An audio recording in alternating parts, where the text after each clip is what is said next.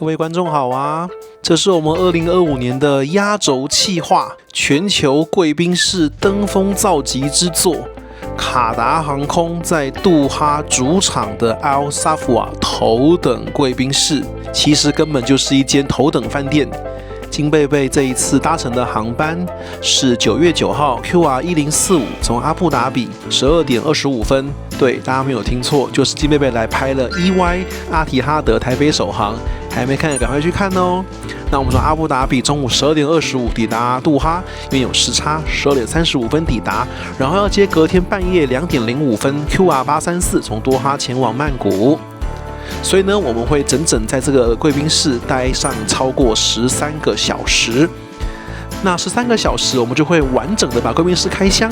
金貝貝會先簡單的繞外面的環境，然後接下來就要先去吃午餐，然後再預約了超級厲害的賈庫斯要去洗澡，然後呢再出來悠閒的吃一個下午茶。下午茶吃完之後就要去進行按摩，然後還有要去好好的睡覺，有 quiet room 可以好好的休息。最後再出來吃一些輕食，還有貴賓室的一些商務中心 media room 的巡禮。那整集非常的精彩，大家可以期待哦。Let's go， 我們開始來開箱卡達在杜哈國際機場主場 Al Safwa 頭等超強登峰造極窮奢極欲貴賓室。Let's go。這邊這一區是一個遊戲區，然後這邊會有一些給 parents 的房間，就是一個餵奶的地方。哇，這個區塊，這間貴賓室真的是什麼都有，真的是大到無極限吶！哇，我們現在看到這一區是遊戲區，這邊有玩這個踢足球的這個木質遊戲。然後這邊有個很舒服的哇，因為這邊如果是家庭來的話呢，設施是很齊全的，像這邊這個 parents room 啊，對，這邊就是給照顧小孩用的地方。那裡面也是放了滿滿的這個 Diptyque 的備品啊，在這個卡達就是到處都是 Diptyque。哦，這個 Family Area 這邊還有另外一區，簡單的水果跟茶，還有一些飲料，還有一些小的甜點，還有卡達這邊的椰棗。哦，這個 Family Area 是像這樣一間一間的房間，給家庭使用的。哦，所以如果是一個 family 來的話，在這邊是可以有一個自己的空間是沒有問題的，這樣也不怕打擾到其他客人。就如果有孩子的話，那像這樣一間一間，雖然不是完全密閉式，但是也是有這樣子隔間的空間。這樣看起來應該是有6間。以上這一區塊的話，是在我們的 shower room 的對面這一區，就分別是這個 parents room、game room。所以說親子相關的設施的話，都會在這一區。所以這邊整個走進來，就會覺得真的是非常非常的寬敞，因為它挑高的程度真的是非常的高。接下來在貴賓室這邊的話，它自己有一區自己的 duty free。這邊的話人潮真的是不多，所以 duty free 這邊就有哇，基本東西都有，JoJo Armani 啊、Rada 東西也還不少。這邊也有一區這個簡單的自助餐台區。哇，簡單的自助餐台區就已經不簡單了，上面這些壽司啊，有蝦，有鮭魚卵，就什麼都有了耶！哇，這個光是自助餐台區就很厲害。然後這邊有些簡單的一些甜點，然後再走過來，這邊還有一些生菜沙拉，哇，各種的沙拉呀。然後這邊的這個用餐環境也是像這樣，非常的優雅。那剛剛那邊有壽司，哇，這邊還有好多東西哦，燻鮭魚、起司、莫扎瑞拉、橄欖，哇，還有烤牛肉、烤羊肉。這個自助吧台區也是應有盡有嘞。這邊是比較不厲害的，他說是比較小型的一個自助餐台區、輕食區。那卡達貴賓室的話，標準配備 Diptyque 的擦手巾。這間頭等貴賓室剛剛一走進來，就是滿桌都是這些鮮花、蘭花，然後這個挑高，我覺得這個應該至少看起來5、6層樓的挑高，可能還不止，就是一個非常挑高的建築物。那我們就先來看一下菜單的部分好了。那午餐、晚餐部分的話呢，当然麵包是一定有的。那今天的湯的話是有一個蘑菇濃湯。有個 Malaysia 的 Seafood Laksa， 還有一個 Laksa 可以選。那湯完了之後就是開胃菜了。那它這邊的話就有就是這個冷的開胃菜、熱的開胃菜。Messy 這個字，我那天在搭阿提哈德來的時候，他說這就叫阿拉伯沙拉。對，反正就是有些 hummus 啦，然後一些豆泥的，當然有熱的跟冷的。再來我就點了一個字，它叫 Szechuan Prawns with Wasabi Mayo， 聽起來像是日式風格的東西，我們來吃吃看。然後再有個 Sear 的 Wagyu Beef， 還有Feta Watermelon Salad， 那這也是在歐洲很常見的。然後再就是水果盤、起司盤。主餐的部分的話，它就有雞胸、有牛肉，然後有煎的魚 Halibut， 然後再有那個印度香米飯。然後再的話也是有咖喱的，就這個咖喱笋一定有。然後再就是有那個 ravioli， 就是意大利的那個餃子，然後它是蘑菇的。最後它有 nasi goreng， 就是印尼的炒飯。甜點部分也很多，有 coconut 的椰子的慕斯，然後有橘子的口味，然後巧克力棒，還有那個 salty caramel， 就是焦糖海鹽，是歐洲人、美國最喜歡。然後在 ice cream 是一定有的嘛，对，然後那個 fruttini， 然後再它還有下午茶哦，所以等一下這個下午茶是3到5點哦，那今天要安排一下肚子，這樣今天中午不能吃太多，等一下還要來試一下下午茶。然後再來它這邊有 non-alcohol， 就是非酒精的這個飲料的話，哦，這邊的話選的就有很多了。首先的話，它這邊有一個 luxury non-alcoholic bubbly， 它是 Pure Shanling 的 Sparkling Chardonnay 哦 ，Sparkling Chardonnay， 但是做的是無酒精的哦，這点也可以來試看看。然後 Mocktail 有4種，哇，這邊一大堆，我就不一個一個念了。然後酒的部分的話，當然香檳有2種，然後有 Rosé 白酒3種 ，Chardonnay、Sauvignon Blanc、Riesling 什麼都有。对，它是美國的 Chardonnay， 然後它是紐西蘭的 Sauvignon Blanc Marlborough 產區的，然後 Riesling 的話是奧地利的。那紅酒部分的話，當然一定有 France 的那個，哦，這是一個著名產區Château，對，然後再有這個也是2個都是法國的 Pinot Noir 黑皮諾，然後再有這個澳洲的。然後甜點酒的話是托斯卡尼的意大利的甜點酒，然後各種其他的 gin 啊、rum 啊、whisky 啊什麼的，想得到的應該基本上這邊都有啦。那吃東西之前再給大家說一說這一間為什麼這麼特殊呢？大家知道卡達的貴賓室的話，全世界都一樣，全世界的卡達貴賓室的話，它都不收寰宇一家的高卡，它必須是搭乘真的商務艙以上。好，你要搭乘寰宇一家的商務艙以上，你才能夠進來卡達貴賓室。那這邊是卡達自家主場，主場的話，它就有空間設置了各種不一樣的貴賓室。所以這邊的貴賓室的話，我們來慢慢說。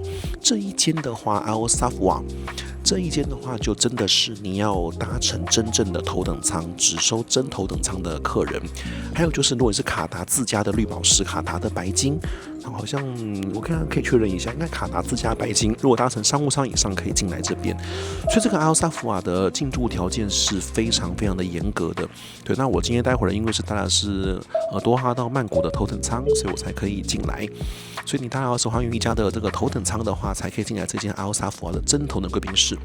那搭商務艙以上的話，就會去另外一間阿爾貓郡。那一間的話，就是有分南北2側。那北邊是舊的，南邊的話就是大家聽到那個新的花園貴賓室。那裡面就是有傳說中的 LV Lounge。我們如果有時間的話，再去看看。那但卡達因為這是主場嘛，所以他還是要遵守 One World 的 Policy， 所以他有另外準備了2間貴賓室，是收藍寶石跟綠寶石的。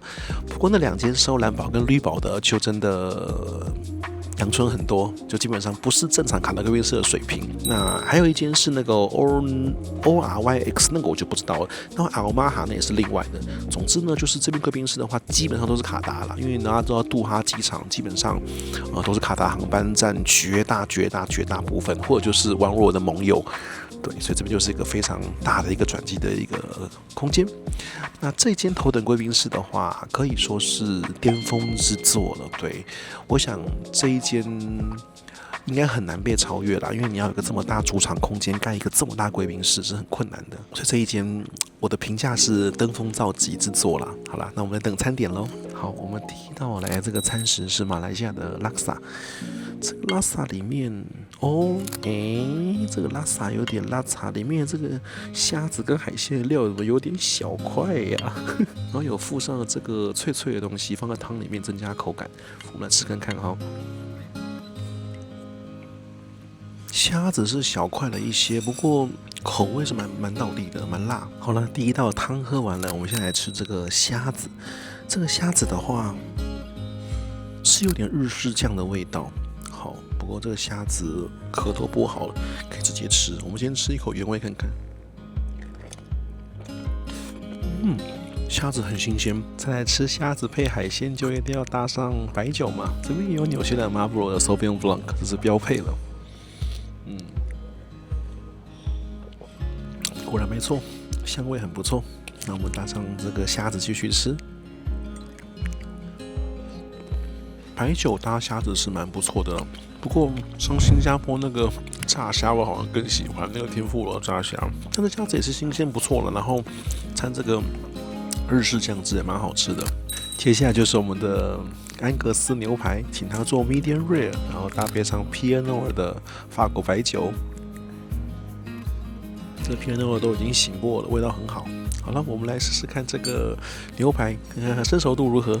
好的，是粉紅色，沒什麼問題。看看口味如何，沾一點醬汁。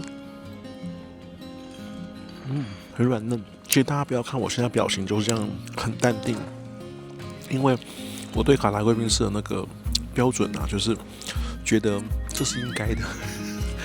它其實很好吃，但就因為卡達貴賓士實在是太厲害了，所以就覺得這應該有這樣子的表現，就好像平常多考100分的學生，他再考了100分，你也覺得對，這就是卡達貴賓士，但其實它真的很不錯。對，所以我覺得這件事貴賓士登峰造極制作一點也不誇張了。那這個名字我們也來給大家說一下，它叫這個 El Safwa， 這個意思被冠名是一個 peace of mind， 還有 excellence 的意思，那就是也是有 elite 的意思。這就是一種最好的頭等艙休息室的意思，等於是他把他們語言裡面就是最好的字都放上去啦，就是非常高級又舒服，然後很精緻休息的地方，這樣子的感覺。對，那確實也是。卡達貴賓士在全世界並不多見，那這個主場當然是要非常厲害嘛。好了，那我把牛排先吃完，因為我們預約的那個Jacuzzi時間快到了，我們要去看Jacuzzi嘍。這邊是 SPA 的休息的區域。像這樣，有3張很舒服的床可以躺在這邊。大家現在聽到這個空間聲音非常寧靜，基本上卡達貴賓室裡面這個區域 Relax Room， 這裡跟高級飯店沒兩樣了，真的是非常的頂級。我覺得這一間卡達頭等貴賓室，你不能用一般的貴賓室來想象它，它基本上就是一個飯店了，而且是很高檔的飯店。那我們今天預約到就是這一間 Jacuzzi， 這 Jacuzzi 的話只有這一間，所以非常的熱門。哇！大家現在看到我面前這個設施，這是在機場貴賓室該出現的設施嗎？能出現的設施嗎？這根本是高級5星級飯店都不一定有的設備了吧？然後一個人獨享這個空間，然後旁邊這個淋浴間是2套。雙人的一個淋浴間，然後淋浴間裡面的備品，當然也就是標準的 Diptyque 標配。這邊實在是可以非常舒服的洗澡，然後休息。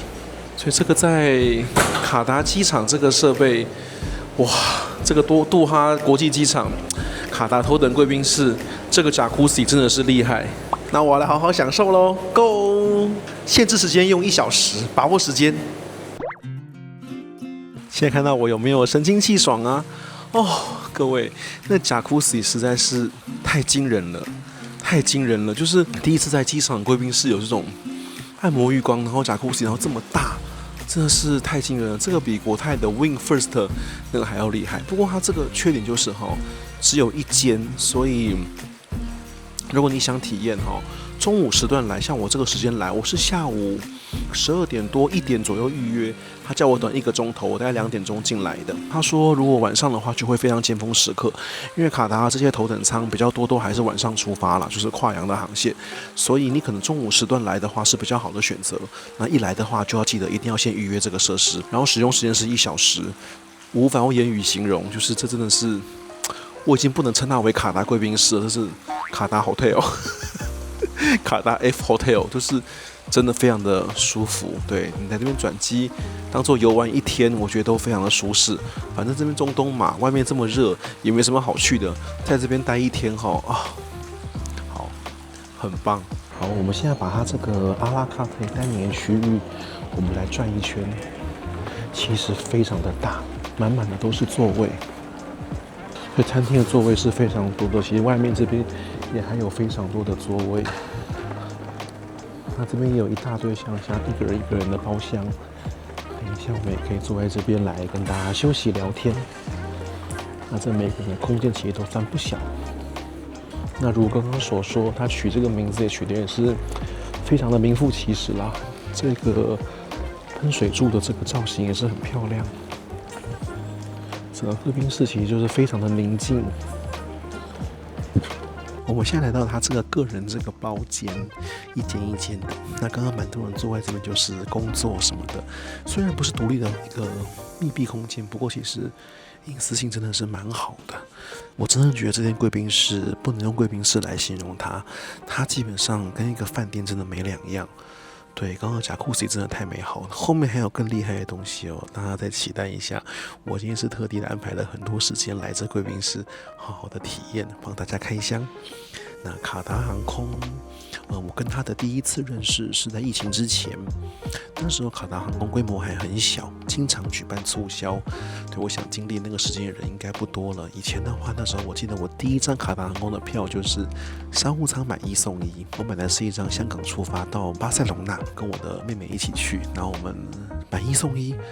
那商務艙買下來很便宜，我記不太清楚，但是买1送1完，一個人應該才4、5萬塊，就是現在你想象不到的價格啦。那時候卡達航空做的不大，那時候我也只有去商務艙那邊，就覺得卡達航空非常不錯，而且那個時候就有 Q Suite 的這設施了。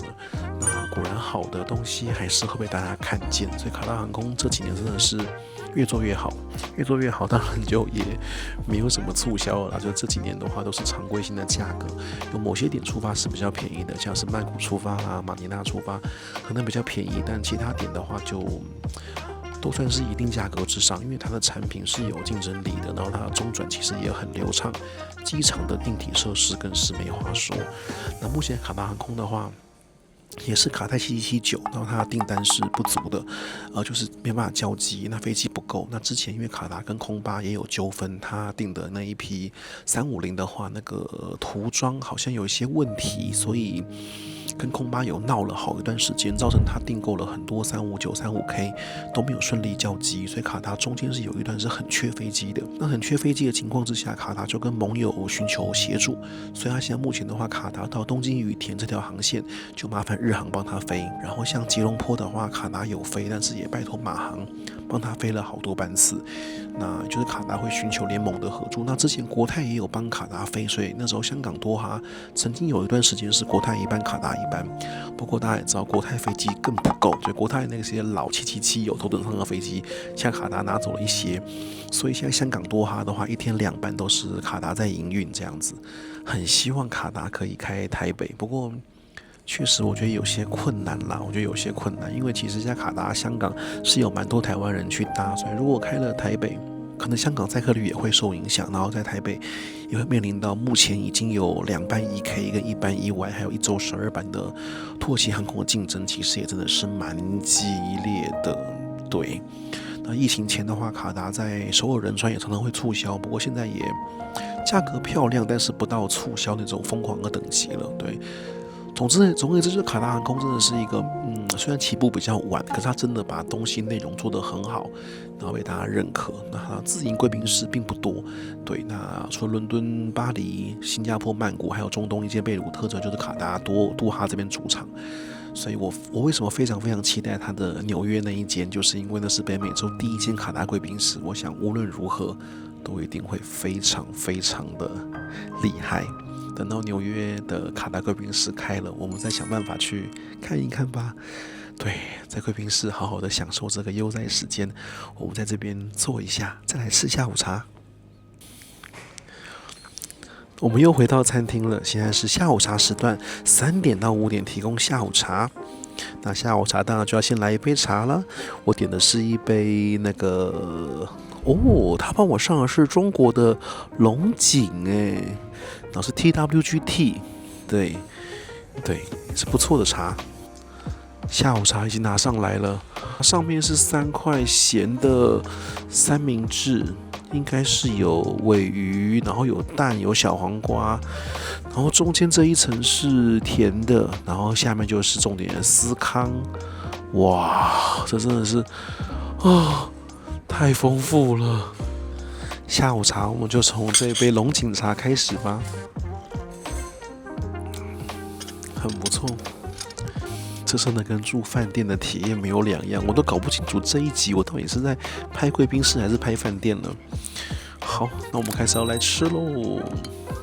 那我們當然要先從鹹的開始來試，我們先試第一塊這個蛋三明治。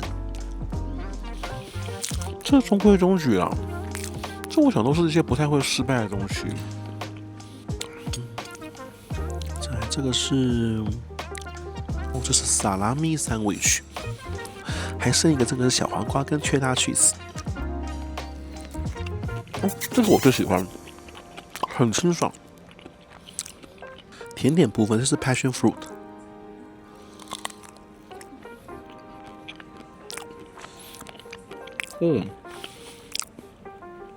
這個看起來普通，吃起來很棒的，裡面百香果味道蠻濃郁的。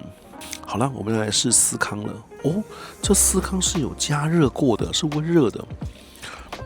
這個司康就是剛是在吉隆坡博業我有講，這就是一翻兩瞪眼的東西。我們先試試看它的原味司康哈。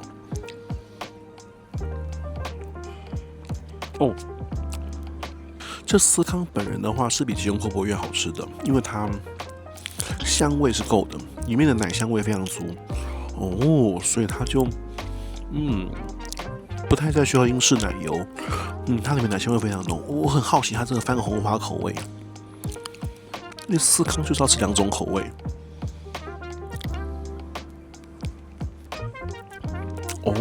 我覺得這個就非常給過。上吉隆坡博業那個就真的可惜了，給一個葡萄乾實在太沒有變化，你懂嗎？就是葡萄乾 everywhere 啊。這番紅花是有味道的，這個不錯，那下午茶也不錯。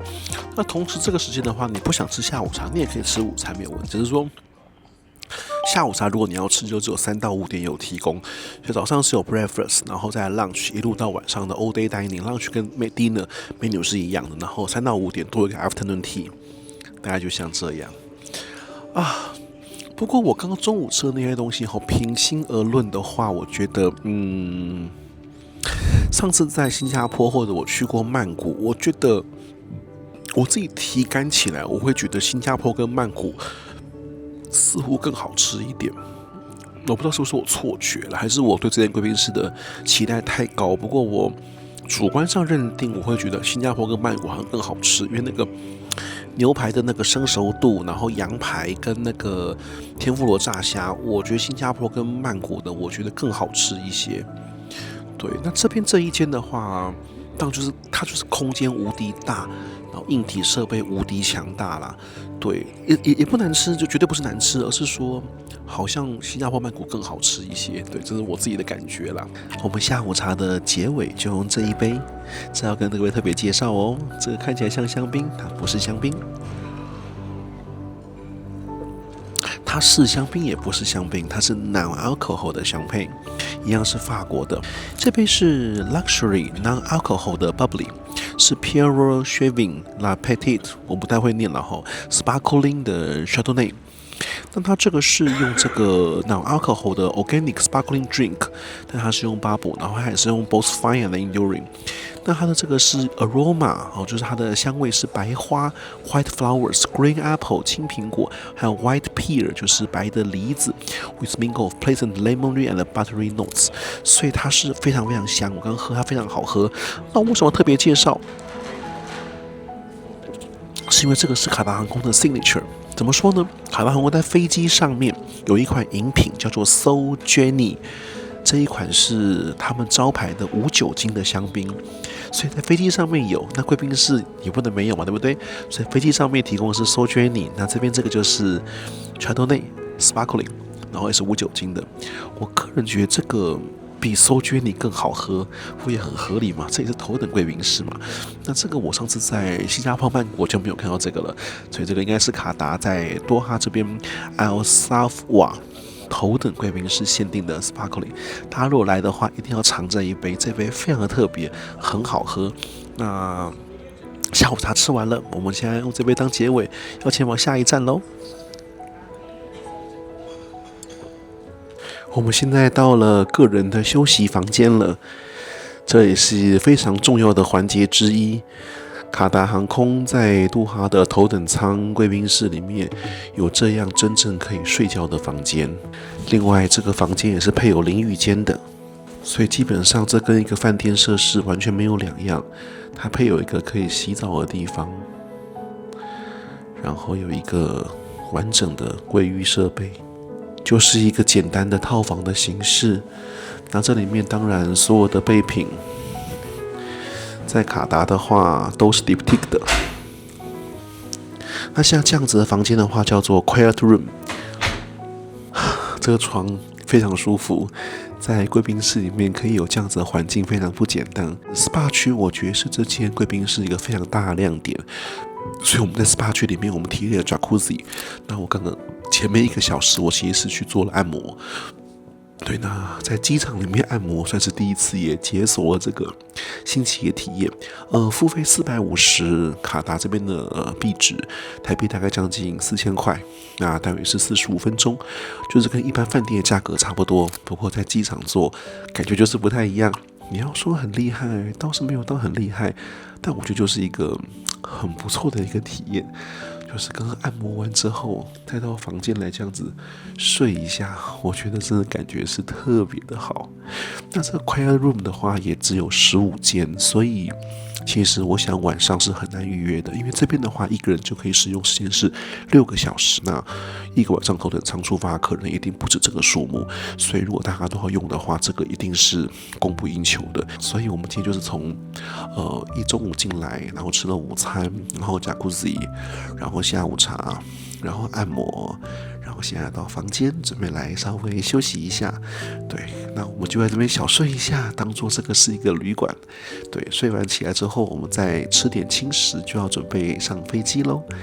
那卡達貴賓室在杜哈頭等的真的是超棒，這個睡覺房間確實真的是非常不簡單。我覺得這貴賓室而言，真的是天花板了，很讚。大家晚安吶！我剛剛就是睡了一覺啊，今天在這個卡達貴賓室飯店待着一整天，真的是很舒服。那我們等一下半夜要去登機了，所以登機前的話，我們現在最後再來吃點東西，再上飛機。那它用餐是有2個區域，我們今天午餐跟下午茶是在那個主餐廳吃飯，那邊是比較隆重的一個吃飯的地方。那這邊旁邊還有一區是吃輕食的，對，那我就覺得好，那我晚餐的話，我們就來吃這個輕食好了，因為畢竟時間比較晚嘛，哈。那給大家介紹一下輕食的 menu， 會有冷的三明治，那冷三明治會有2種，好，有一個是鮭魚的，然後有一個是菲塔的。有熱三明治，有 roast beef、roast lamb 的三明治，好，或者 chicken 有牛、羊跟雞的三明治。然後在麵包的話，什麼都有，對，想到什麼都有。然後再來 protein， 特別有蛋白質的部分啊，雞、牛、魚、鮭魚都有，對，什麼東西都有。然後起司也都有。然後青菜的話，就是那個沙拉，你想到種類都有了，哦，就是太多了，我們就上圖片吧。然後醬汁也都有。那如果你單點沙拉也沒有問題。最後它有一些 platter， 它一樣有阿拉伯沙拉 Arabic maize， 然後再就是水果是一定有，起司盤一定有，然後也有一些就是燻鮭魚。那比較特別的是，它這邊有壽司，是有個綜合壽司盤的，我們來試試看綜合壽司。那我晚上我搭的是這一杯 Chardonnay， 那我點的希臘沙拉來了，健康的東西，我們來吃希臘沙拉，口味很好，而且其實幫我們做的就是分量都不大，蠻好的。好，沙拉吃完了，現在我們第2道是壽司。這壽司我覺得是很困難的一道，因為有的時候我蠻怕，就是在除了台灣、日本之外，其他地方吃到的壽司，有時候味道蠻詭異的，對。然後也附了筷子，所以就是儀式感還可以。在中東拿到筷子，第一次這2天。好，那我們來試試看，有給瓦薩比，也有給這個醋醬，東西倒是給的蠻齊全的。那我們就先從這個蘆筍卷開始吃起了，再一點醬油。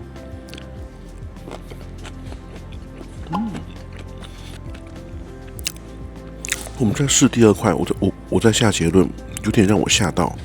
這是鮭魚卵，這壽司好吃到驚人呢，口味就跟在台灣跟日本吃到的完全一樣哎。在新郎貴賓室吃到那個壽司好難吃哦，這邊在中東，然後剛剛第二塊壽司也很好吃耶，但這一塊是鮭魚的，我們吃，而且它的飯本人是好吃的，這鮭魚也好吃耶。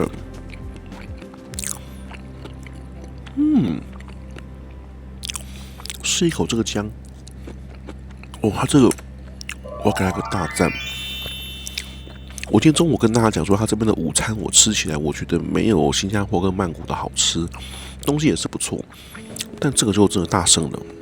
這個壽司拼盤非常厲害，吃起來就完全是台灣跟日本的標準口感，完全沒有錯哎。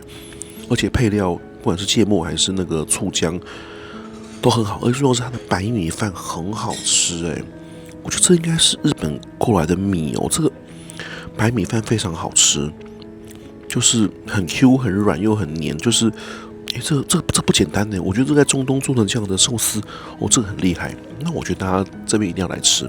好，我們先整個吃完再來做總結好了。我這個因為太好吃，有點嚇到我。那我們就是蛋白質的部分，我们點牛排跟羊排都是 roast 的，烤的。來，我們先試試看羊肉部分。好嫩哦。我們再試試看牛肉。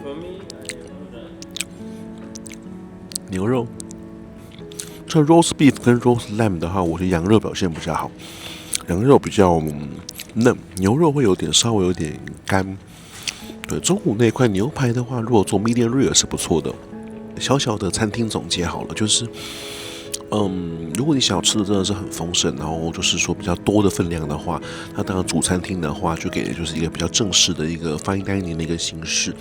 那這邊這個區域在那個櫃檯的旁邊有另外一區 light snack， 我覺得這邊的表現其實我覺得比那個餐廳會更吸引人，因為有的時候像我一整天嘛，所以中午的時候我可以吃多一點。那現在晚上因為也要上飛機了，我想吃點東西，可是這邊東西就不會太多。然後但是我覺得很好吃而且我覺得如果即便你想吃多，我還是覺得你可以來這邊吃一盤那個壽司，因為壽司那裡沒有，這邊才有。但那個壽司真的好好吃哦，就是日本料理這件事情，那個口味跟那個調味那個東西，真的很容易就會走掉。對，那就完全不對，它那個壽司每一樣細節都有做到，裡面的就吃起來完全是日本味道。那個米飯很重要，米飯很好吃。那瓦薩比現磨的跟那個薑，整個每一樣都好吃。然後裡面的那個不管是花枝還是鮭魚，每一個都有日本水平。我覺得真的非常非常非常棒。我覺得不輸給日航全日空在成田羽田的頭等艙吃到的東西哦。它只是沒有那一片魚，但裡面的料吃起來那個肉，我覺得是更好的。很棒。這個主食部分的話，當然就比不上在fine dining那邊了。這就是比較簡單的一些烤牛排跟烤羊排。對，那牛肉稍微有點比較乾一點，羊肉的話就沒有太大問題。好了，那我就把東西吃一吃。我們的貴賓室時間也快要結束了，等一下就要來做最後的總結嘍。我剛剛本來想說就差不多結束了，但是因為它那個壽司實在太好吃了，那我剛剛去那邊逛一圈，我發現它還有這個甜蝦壽司跟這個蛋卷。那我想說好，那就再給他挑戰看看，因為這兩個也是很看出基本功的。我們來試一下，這是甜蝦。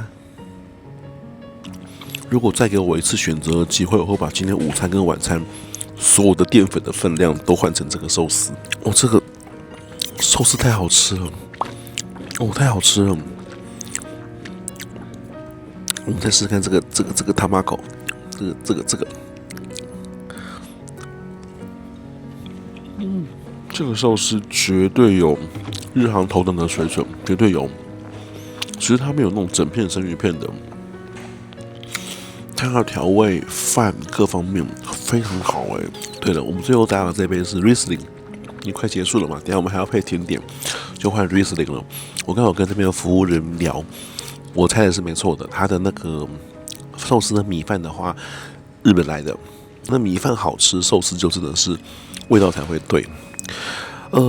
各位如果來這邊，這壽司我是整間貴賓室裡面最推的食物，在中東可以吃到這麼厲害的壽司，不簡單吶。好了，那我們就來試一下最後這個阿拉伯甜點吧。我拿了5種，对，那它就只有選是 Arab， 就是 Sweet， 对，所以我們就都來試試看吧。第一個，我們試試看這個，看起來像這樣，有點像千層酥的東西。千層酥堅果，這種大瑞士林很大。第二個有點像是餅類或是馬德琳類的東西。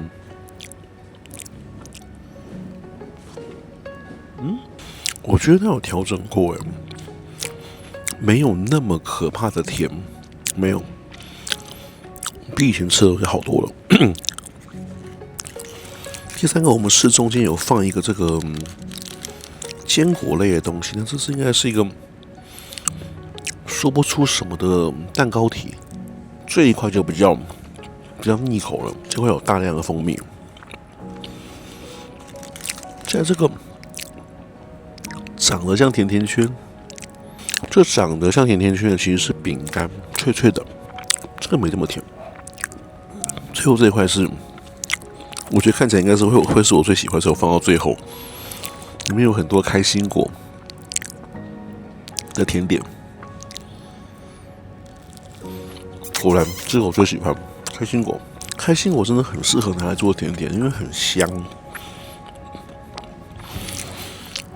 好了，我們食物真的不能再吃了，用這5塊甜點當做我們今天杜哈機場卡達頭等貴賓室頭等飯店的最後食物的收尾，太棒了！我們再喝杯咖啡或茶就好了，食物不能再吃了，真的太飽了。但我也幾乎把所有東西都吃過一輪了啦。但是這邊認真要吃的話，東西很多，真的非常多。我們現在在商務中心裡面，那我為什麼來商務中心呢？除了就是坐下來給大家開箱之外，還有一個非常重要的原因，因為在商務中心裡面，這是唯一的地方可以找到國際插座，而且還有2個可以使用。這是在這邊很難找的東西。我們剛剛說啊，這個唯一的缺點就是很難找到國際插座。它外面座位有幾個有無線充電的地方是有國際插座，但是呢，都鬆掉了，就像華航飛機上那個一樣，就是很鬆，所以沒辦法充電。所以我找了半天，手機需要充電，我終於找到了。所以大家如果忘了帶轉接頭的話，如果需要充電，在卡達頭等貴賓室的話，你進來商務中心，電腦的旁邊有2個國際插座，你可以一次充很多東西。所以給大家一個小提示嘍。那商務中心本身也是非常漂亮的。對面都是有座位的，如果需要一個小的 meeting 或是開會，這邊都是可以完全提供，是沒有問題的。這邊還有一個叫做 media room 的地方，就像這樣，就給人家看電視的，所以電視也是有個專門的房間的。那現在這個時間的話，就是半夜12點多，就反而尖峰時刻了，現在人就很多。剛剛我們那個個人座椅那邊呢，現在都全滿了。那發現一個新大陸，這個 media room 裡面反而沒有人，所以我現在躲在這個 media room 裡面跟大家做總結。我想是最不會吵到別人的時候。其實這一間貴賓室，我真的覺得找不出什麼缺點。硬要說缺點的話，有一個，它絕大部分的插座都是卡達這邊的插座頭，並沒有國際接頭，所以對於國際旅客而言，像我們台灣旅客，我們那個插座的話就不太能使用，对，然後而且它也沒有 USB， 也沒有 Type C， 所以插座部分是我覺得硬要挑剔的話，這是一個大問題。還有一個啦，不是就是開玩笑啦，就是我覺得它設施真的多到爆炸，那應該增加一個設施叫做健身房，因為真的會吃太多，會需要想要運動一下。好，這是開玩笑啦，對，如果真的有健身房的話，那真的可能跟飯店就基本上完全一模一樣了。那我覺得 SPA 那一區的話，不管 Jacuzzi 還是按摩，還是那個睡覺的房間，那邊真的是一個非常大的亮點，那邊真的會讓人非常非常舒適。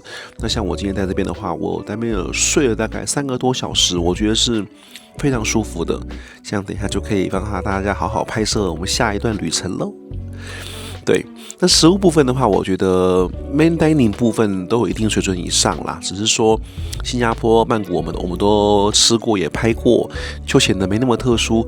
那最特殊的是那一區，就是 light snack 那一區，真的是它壽司一定要去吃哦。Duty free 的話，有房間的那一區的話，主要都是香水，非常非常多的香水。那有蠻多厲害的香水哦，像最明顯第一個當然就是 Diptyque 嘛，因為卡達就是跟 Diptyque 最大合作嘛。那 Diptyque 的背面是那個法國那個青鳥那個牌子的香水。那其他的話，你想得到的香水基本上都有。那還有一些小的一些，比如說衣服啊，或是擺飾那些東西，其實也都有。貴賓室，我覺得你要說平面的面積，硬要講，我覺得其實沒有到真的說非常非常巨大。可是我覺得它視覺上會很大，是因為挑高，它整個那至少是4-5層樓的挑高，所以你看上去會覺得空間非常非常非常的寬敞。至於平面的面積，我覺得就是頭等貴賓室的大小，就是當然它還是很大，這也是非常非常大啦。只是說因為它挑高，你看起來就會更大間的感覺，大概是這樣。好啦，那這就是今天我對這間貴賓室的總結。這間貴賓室應該是我拍過裡面我覺得最登峰造極之作。那我們就一起來期待卡達航空在紐約推出的新貴賓室會怎麼樣給我們驚喜吧。那排定的表程是2026，就看能不能如期實施了。這樣聽起來2026真的是一個好精彩的年份吶，因為2026在紐約光是有 admit 說要開新貴賓室的就已經有卡達、有大韓、有國泰，哇，所以這2026好精彩，好精彩啊！對啊。那影片的最後再附帶跟大家提一下，就跟大家說一聲抱歉，因為我們前面拍的片子啊真的是太多了，對，所以可能有些上的不是很及時。那我上片順序我會做調整，我會把會有變動的哈，比如說他可能要開新的，好，或者是他舊的快要結束了，這樣子的貴賓室我們可能會先上。那有些貴賓室的話，基本上萬年不變，那一些我們可能就會安排晚一點上。所以在這邊跟大家特別致歉，就是有些影片真的會是你看到可能就是隔了蠻久的，但我會盡量調整，讓那些會變動的東西讓它先上，跟大家在這邊順便做一個解說。那希望大家見諒，對，那之後會更好的去安排我們的計劃。那我們可能也快要滿1萬訂閱嘍，在路途上，大家對於1萬訂閱有沒有什麼特別節目想看，也可以給我們 idea 哦，歡迎大家私訊給我或寫信給我。好啦，那我們就下一集貴賓室再見嘍，好，拜拜。這真的是一個超級奢侈的配置。